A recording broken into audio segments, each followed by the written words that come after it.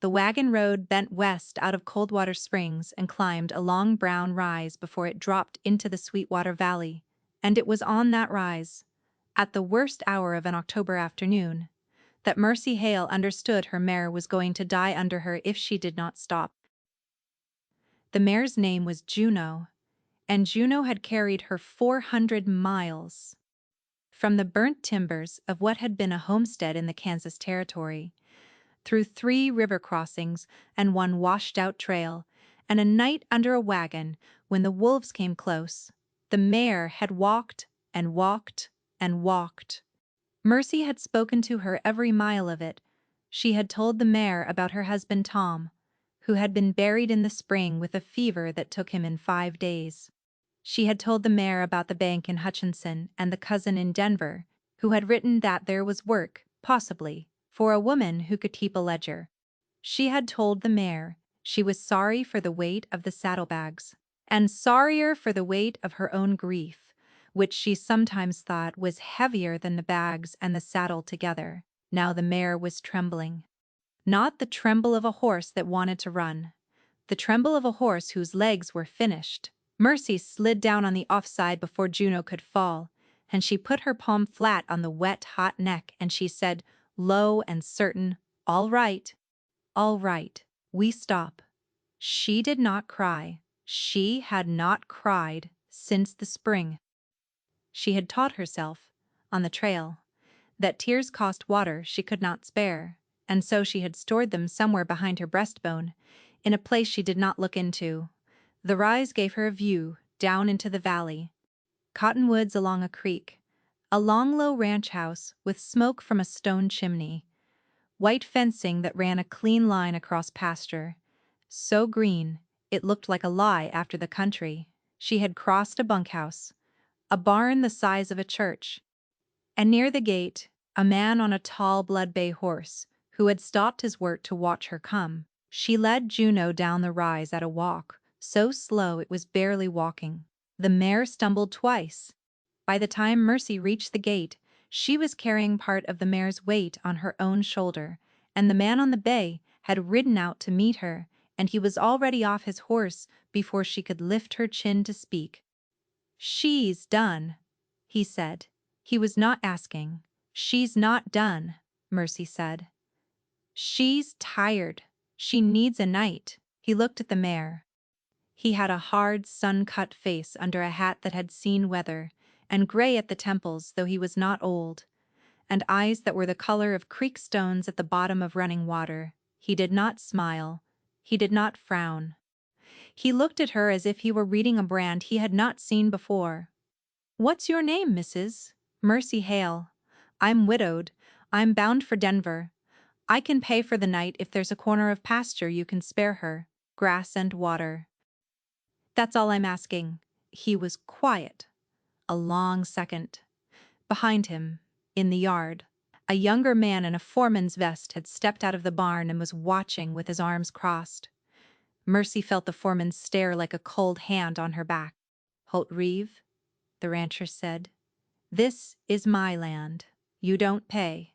Your mare goes in the small paddock by the spring. You'll take supper in the house. There's a room off the kitchen that was my sister's. It's clean. You'll use it." "I don't need, Mrs. Hale." His voice did not rise. It only settled. The way a stone settles in a creek bed. "It's October. It's going to freeze tonight. Your mare cannot stand a freeze on that grass alone, and neither can you. We'll talk about Denver in the morning." She found that her throat had closed. She did not trust her voice. She nodded once. Holt Reeve took the bridle out of her hand, and he led Juno through the gate himself, slow as a man walking a child to bed. The foreman in the yard did not move to help.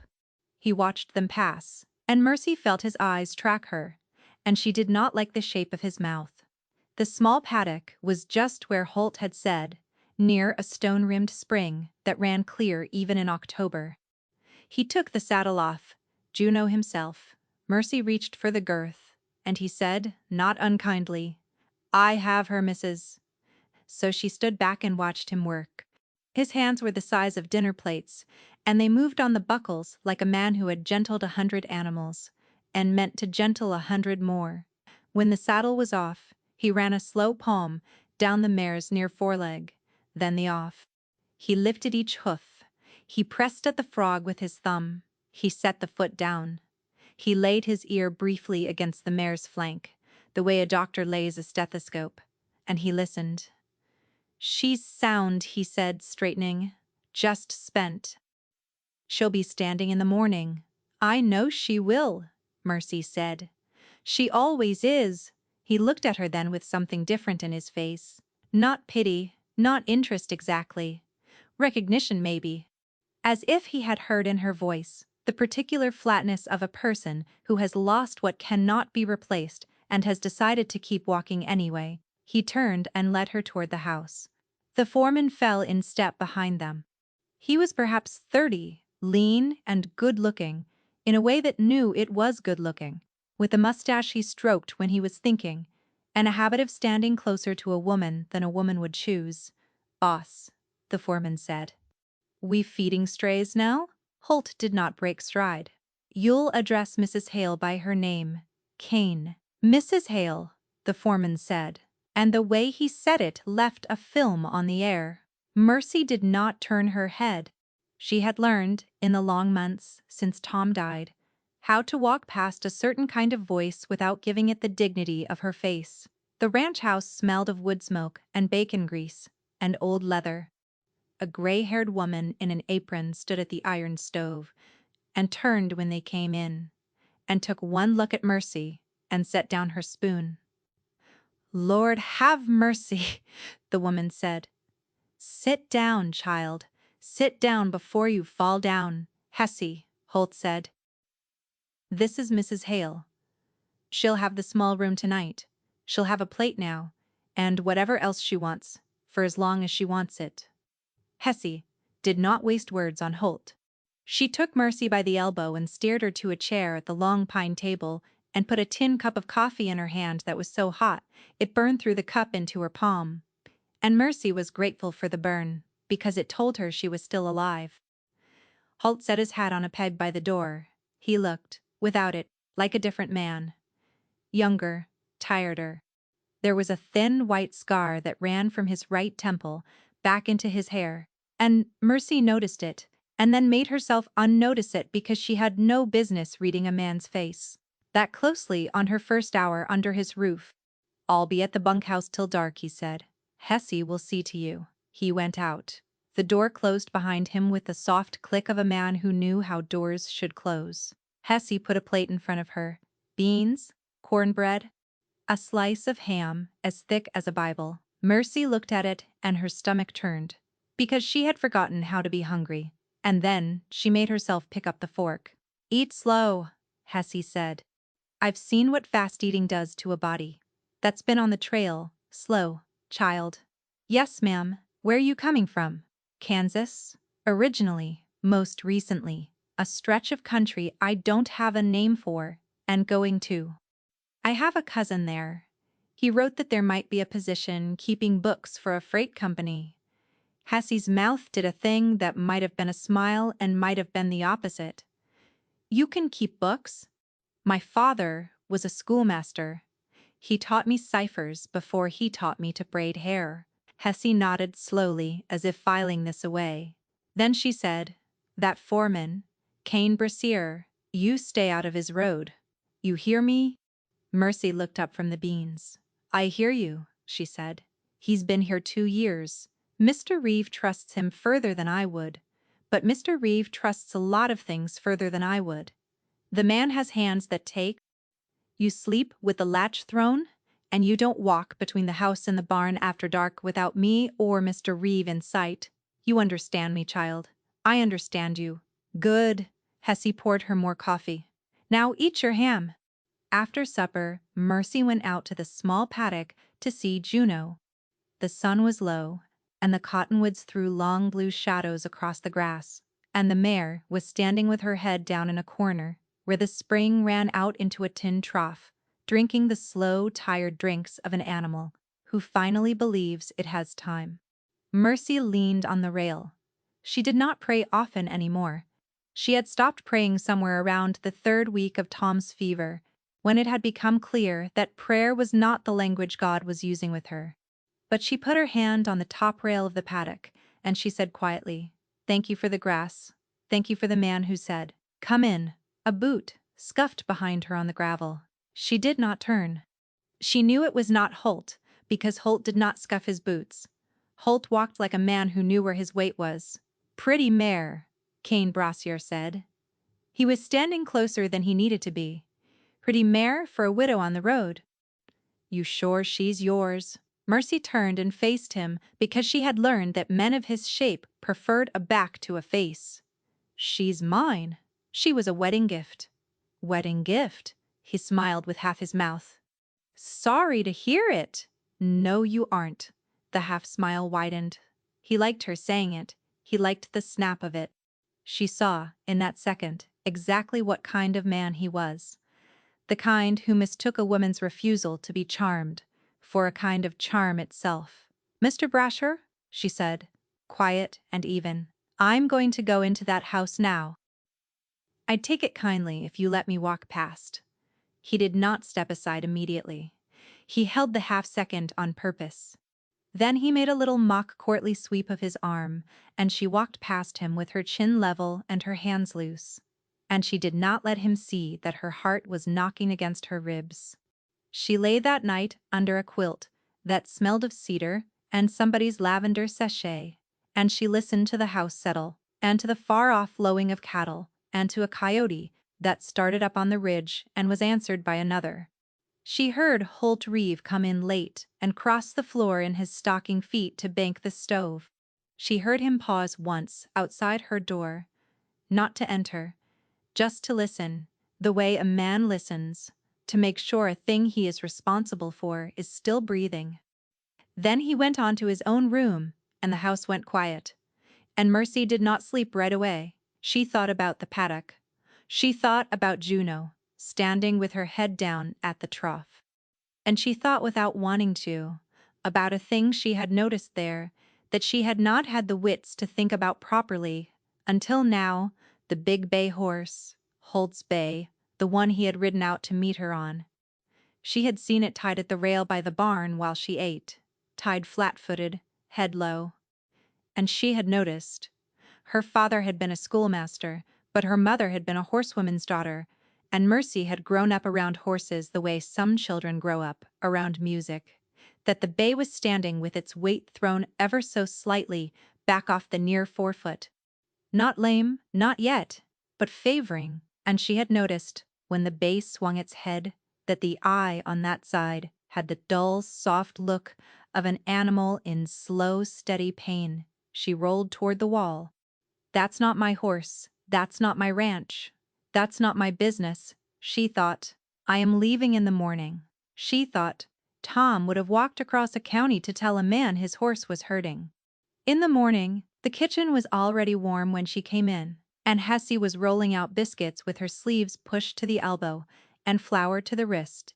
Holt was at the table with a tin mug in his hand and a ledger open in front of him, and he looked up when Mercy came in and stood, the way a man of his generation had been raised to stand until she was seated. "You slept," he said. "I did." "Mare standing drinking. I'll go down to her after coffee." He nodded and sat. Hessie put a plate in front of Mercy, eggs, biscuit, a small spoon of preserves, and Mercy ate, slow, the way she had been told.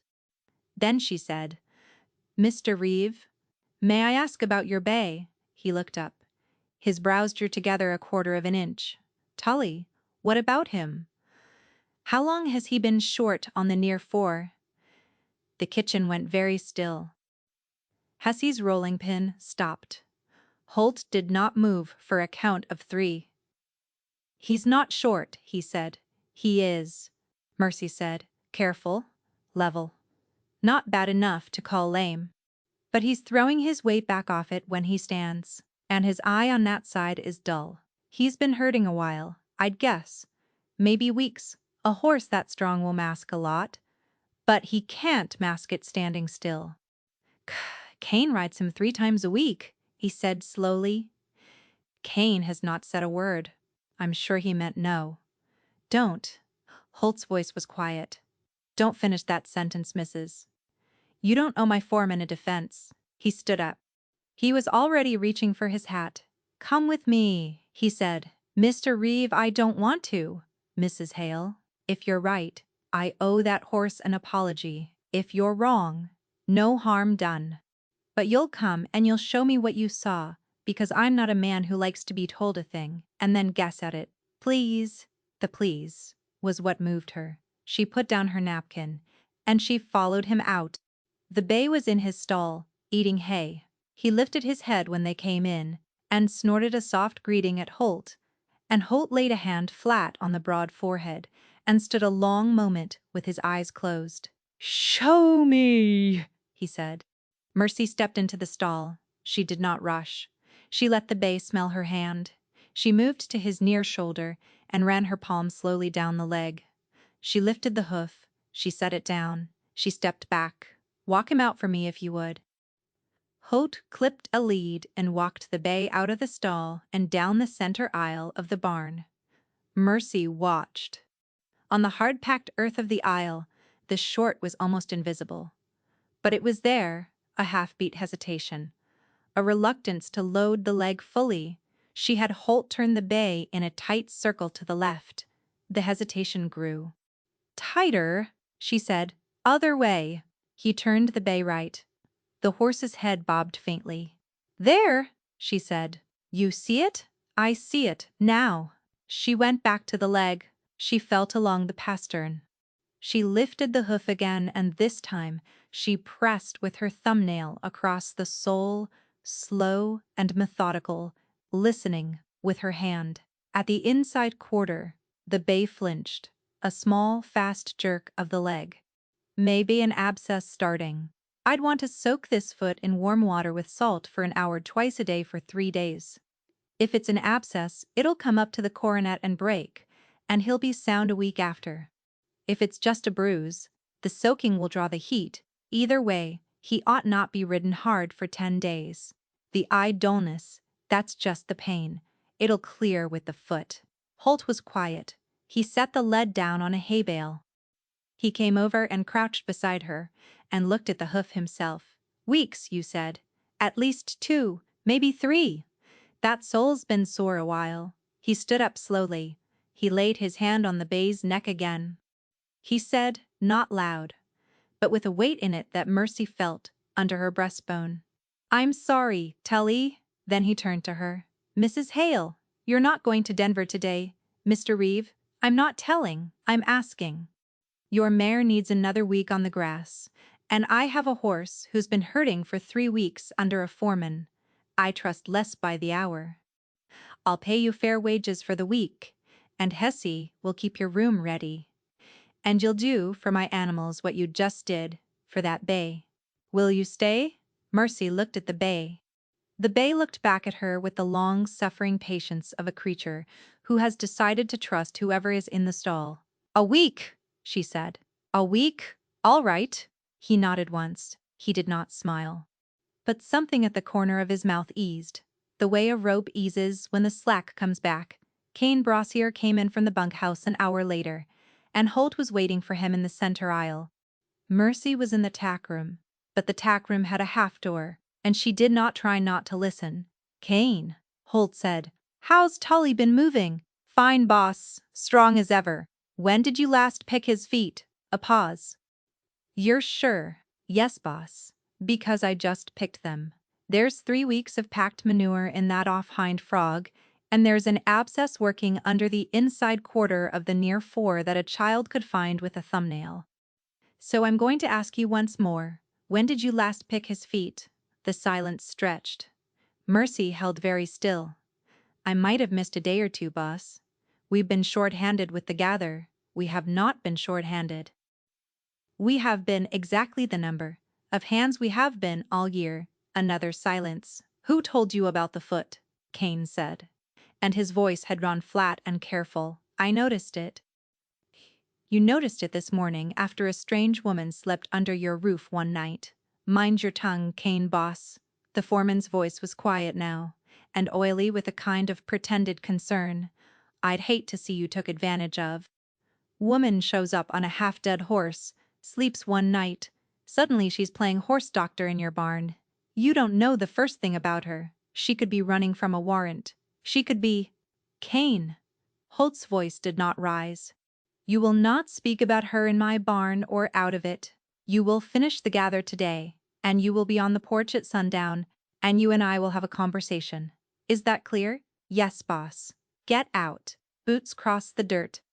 The barn door slid in shut.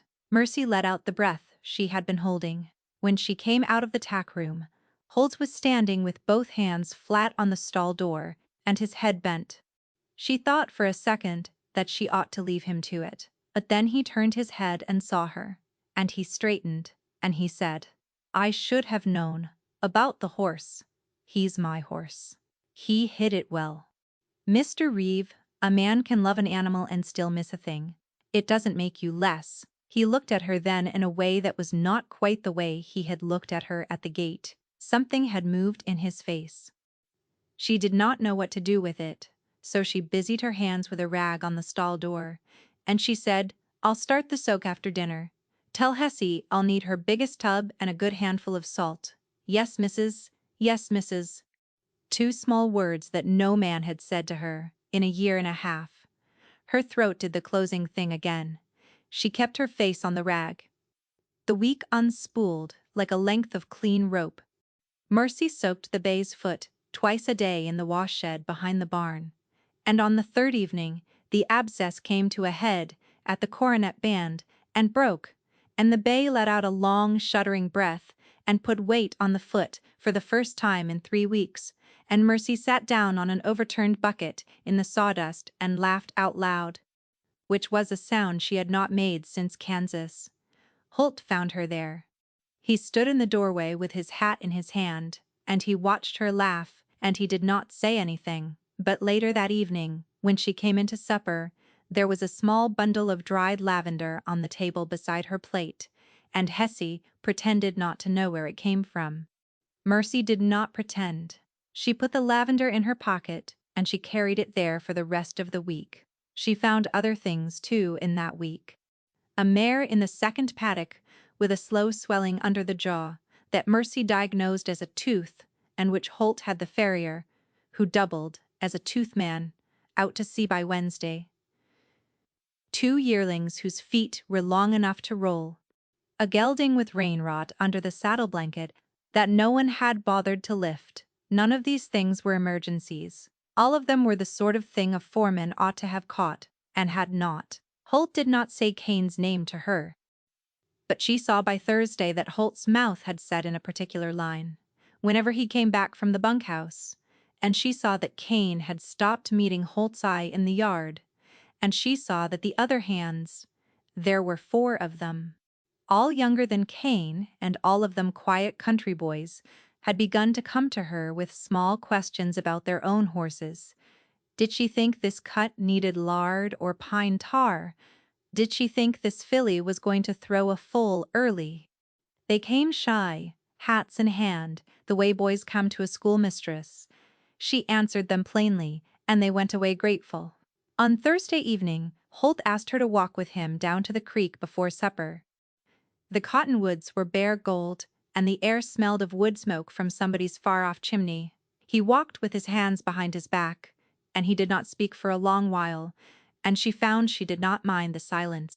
Finally he said, "My wife is buried under that big cottonwood there, the one with the split trunk."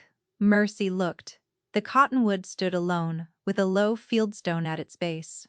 "I'm sorry, Mr. Reeve. 8 years this winter. She died of a thing the doctor in town couldn't name. Took her in a month. We had a boy who didn't make it past his first summer either. Different summer, earlier. I'm telling you because Hessie will tell you wrong if I don't tell you right. I won't ask. I know you won't. That's part of why I'm telling you." They walked a little farther. The creek made its small autumn sound over the stones. "I closed up after," he said. "I worked. I built this place up from what it was, which wasn't much. I hired hands. I bought stock. I made money. I have not, in 8 years, sat at that table and laughed at a thing somebody said. Until 2 evenings ago, when Hessie told you about the time the parson's pig got into the chapel during a baptism. Mercy felt her face warm. It was a good story, she said. It was a good laugh. He stopped walking. He turned to her. He did not touch her. He was a careful man. But he looked at her the way a man looks at a thing he is afraid to want, and she felt the look go down into her like a stone into a still pond. I have no business, he said, asking you for any more than the week we agreed on. You have a cousin in Denver and a position keeping books, and you have made your plans. I will see you to the stagecoach next Tuesday with your mare. Board it here as long as you like, and a letter of reference for your cousin's freight company. I owe you that, and more, for what you've done for my animals. But I would be a liar, Mrs. Hale, if I did not tell you that I would rather you did not get on that stagecoach. Mercy could not speak for a moment. Then she said, quiet, Mr. Reeve, I have not made plans, I have run. I know it, and I do not know how to stop running. I know that too. The creek ran. A cottonwood leaf came down in a slow spiral and lit on the water, and was carried away. I will think on it, she said. That's all I ask. He walked her back to the house. At the kitchen door, he paused, and she thought for one swimming half-second that he might touch her hand, and she thought, in the same half-second, that if he did, she would not pull away. But he only opened the door for her and stepped back, and she went in, and the lavender in her pocket smelled like a promise she had not yet decided whether to believe. That was Thursday. Friday morning, a man rode into the yard on a lathered roan and asked at the house for Mrs. Mercy Hale. Hessie came to the wash shed at a run. Her face was the color of bread dough. Child, there's a man at the gate says he's your husband's brother and he's here to take you home. Mercy set the bucket down very carefully. Tom didn't have a brother, she said. I thought as much. Come. She walked up to the house with her hands wet and her sleeves rolled. The man at the gate was not a man Tom had ever known. The man at the gate was Elias Crandall, who had owned the bank in Hutchinson and to whom Tom had owed a debt that Tom had been paying off in installments when the fever took him, and which Mercy had told Elias Crandall, in writing, that she could not pay because the homestead had burned and there was nothing left to pay it with. Elias Crandall was a soft, heavy man in a town coat that did not belong on a horse. He had small eyes and a small mouth and a paper in his hand. Mrs. Hale, he said, I have come a long way, Mr. Crandall. I have a court order from a judge in Sedgwick County requiring you to return to Kansas to answer for the debt your late husband incurred, and which the court has determined transfers to you as the sole heir of his estate, such as it is. There is no estate. The court disagrees. Your husband held a quarter section under his name. That land, burned or not, is the security on the debt. The court requires your signature to release it. Failing your signature, the court requires your person. My person, yes. Mercy was aware peripherally that Holt Reeve had come out of the barn and was standing in the yard listening, and that two of the hands had drifted closer, and that Cain Brassier was on the bunkhouse porch with his arms crossed and a small private smile on his mouth that told Mercy everything she needed to know about how Elias Crandall had found her. I will not go back to Kansas, Mr. Crandall, she said. Then I am authorized to compel you. I have a deputized man behind me, on the road, who will be here within the hour. Show me the paper. He hesitated. Then he handed it down. Mercy took the paper, and she read it slowly. Because her father had been a schoolmaster, and her mother had been a horsewoman's daughter, and Mercy had been raised to read papers the way other women had been raised to read scripture. Then she looked up. This paper is signed by Judge Whitcomb of Sedgwick County. It is. Judge Whitcomb died of pneumonia in February. I know, because his obituary ran in the Hutchinson paper alongside my husband's. The signature on this paper is dated June. This is a forgery, Mr. Crandall. The yard went very quiet. Elias Crandall's small mouth opened and closed. You are mistaken, he said. I am not. Holt Reeve stepped forward. Then he held out his hand for the paper. Mercy gave it to him. He looked at it. He looked at Elias Crandall. Mr. Crandall, he said in the same quiet voice he had used to Cain in the barn. You have ridden onto my land with a forged court order to compel a woman under my roof. You will turn that horse around and you will ride out the way you came, and you will not stop until you are across the territorial line. Because if I see you in Sweetwater Valley again, I will have the marshal in Coldwater Springs, telegraph Sedgwick County, and we will find out together what a judge who is alive thinks of a man who signs the name of a judge who is dead. Elias Crandall's face went the color of old milk. Mr. Reeve, ride. Elias Crandall rode. Holt stood watching the road until the dust had settled. Then he turned, and he walked across the yard, and he walked up the steps of the bunkhouse porch, and he stopped in front of Cain. Brass here. How much did he pay you? He said. Cain's smile was already gone. Boss, I don't know what you. How much? Cain looked at him. Then he looked at the four hands who had drifted into a loose half-circle behind Holt. Then he looked at Mercy, who was standing in the yard with her wet sleeves and her hands at her sides. $40, he said. Get your things. Get your horse, be off this land by noon. If I see you in the valley again, I will not be as polite as I was with the banker. Boss. Noon, Cain. Cain got his things. He got his horse. He was off the land by 11. Mercy stood in the yard a long time after he was gone. Holt came back across the dirt to her. He stopped 2 feet away. He took his hat off. Mrs. Hale, N.D. Mr. Reeve. I should not have asked you to think on Denver. I should have asked you a different question. Ask it now. He looked at her. The Creekstone eyes did not blink. Stay, he said. Not for the weak. Not for the wages. Stay, because there is a place at that table that has been empty for 8 years. And I would like, with your permission, to set a plate at it for you for as long as you'll have it set. I am not a young man, and I am not a smooth man, and I have a great deal of dust on me, but I will be good to you, Mercy. I will be good to you all the days I have. She did not answer at once. She looked past him at the cottonwoods, gold against the blue. She looked at the small paddock where Juno was grazing, with her head down, in a way that no longer looked like exhaustion but only like a horse at rest. She looked at the porch of the ranch house, where Hessie was standing in her apron with both hands pressed to her mouth. She looked back at Holt Reeve. Mr. Reeve, she said, I have been running since spring. I do not know how to stop.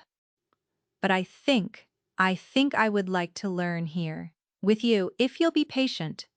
I have nothing but patience. Then, yes, he did not even then sweep her into his arms. He was a careful man. He stepped forward and he took her right hand in both of his, and he bent his head, and he pressed his forehead against the back of her hand for 1 long second, the way a man presses his forehead against a thing he has been praying for, without knowing he was praying.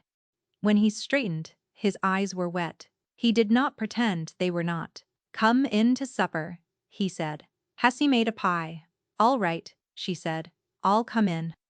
They were married in the chapel in Coldwater Springs 3 weeks before Christmas, by a preacher who had baptized half the valley, and who said, when he saw Mercy on Holt's arm, that he had not seen Holt Reeves smile in 8 winters, and that he was glad to live long enough to see it again.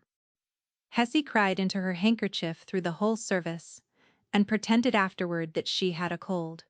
Mercy wore a blue wool dress that Hessie had sewn for her in 2 weeks of evenings, and the small bundle of dried lavender was tucked inside the bodice over her heart, and Juno was tied at the rail outside the chapel with a white ribbon braided into her mane that one of the hands had insisted on blushing scarlet.